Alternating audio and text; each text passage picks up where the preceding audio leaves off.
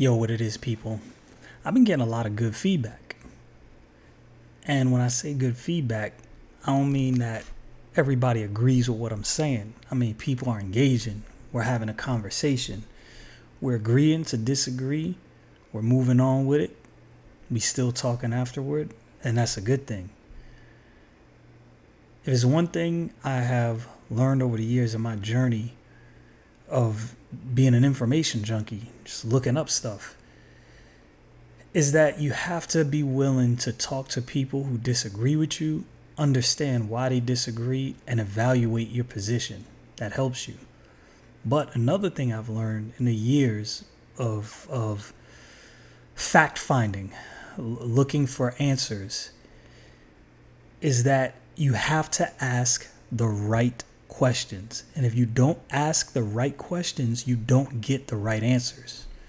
Or let's say you don't get the answers you need to get. So in today's video, what I decided to do is give you, I'm not trying to spoon feed you, but I want to present you with some questions that we should all probably have answers to, right? Just a few. Who killed JFK and why? Now you might be thinking, man, we can't, how are we going to do that?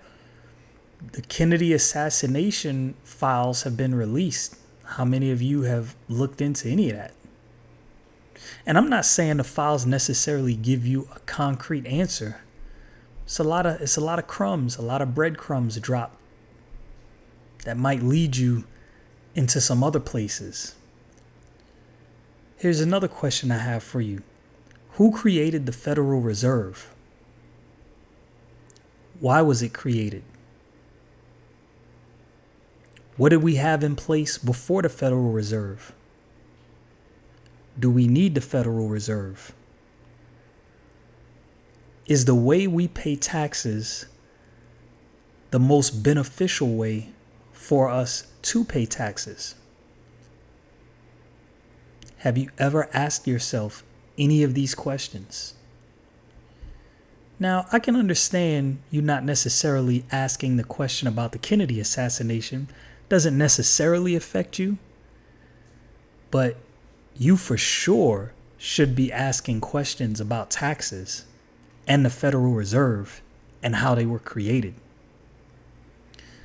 There's a book. Now, I'm going to tell you right now, it is a big book. It is a lot of information, but you can get through the book easily because the content is so rich, right? Like if you like information and you like truth, you'll love this book. It's called The Creature from Jekyll Island.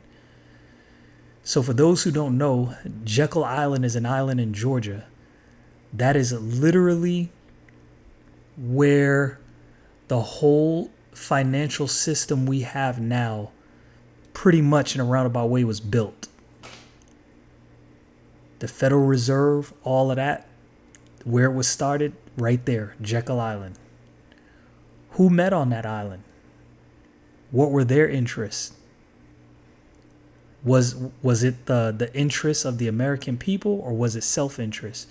Now, I know some of you out there are already in your mind answering these questions. Well, no, they didn't have us in mind, because a lot of people believe things generally, but never look for specifics, right? Like you could talk to people inside, to some degree, all of us are conspiracy theorists, right? And as I said before, I'm not a conspiracy theorist. I am a realist. If I'm going to have a theory that I can't prove, like 100% just outright prove, I have to have some overwhelming evidence to lead me in a direction. Other than that, I like having factual, no doubt proof for what I'm saying. Right? So versus just believing generally that, oh yeah, none of these bankers, they don't care about us. Okay, I can go with you on that. But let's get down to the brass tacks. Right? What do these people actually want? Why was the Federal Reserve created? What does it do? Where does your money go exactly the money you pay in taxes, where exactly does it go? Is the Federal Reserve a government organization? Does the government control them? Who does? Who makes it up? Who are these people? This is where your money is going. You don't know who these people are.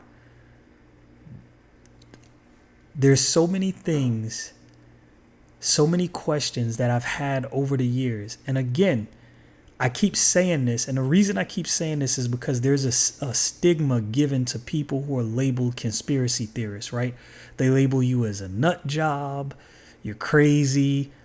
The thing is, I just want information, right? I have a question and I want an answer. I look this stuff up. In my opinion, I'm not saying this is definitely what it is, but in my opinion, one of the reasons why these questions are discouraged is because maybe there's people out there that don't want the answers out. I'm just saying, questions you should have. And in some of my videos, I'm 100% positive I'm going to deal with some of this stuff. And as I said, there's some stuff I have concrete evidence for that I can prove without a shadow of a doubt. And there's some stuff where I have a lot of breadcrumbs and circumstantial evidence, and I can't necessarily say, yeah, this is 100% true, but I can say it's a high probability that this is the case. What questions are you asking? Do you even ask questions? This was the reason for me asking the question over and over in a previous video, are you ready to unplug? Because see, we're plugged in with the mainstream media.